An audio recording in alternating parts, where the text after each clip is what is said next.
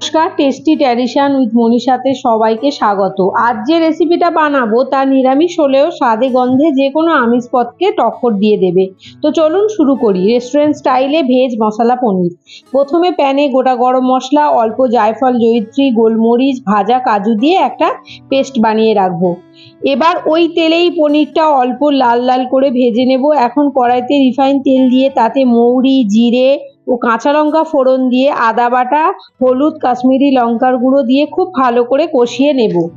এতে tomato paste, নুন, ধনে গুঁড়ো, টক দইতে জাগরি মিশিয়ে একটু কষিয়ে নেব। এখন কাসুরি মেথি, নারকেলের দুধ ও পনির, ধনেপাতা দিয়ে কিছুটা রান্না করব। তারপর রোস্টেড গোটা মশলা, কাজু পেস্টটা মিশিয়ে গ্রেভিটা ঘন করে নেব।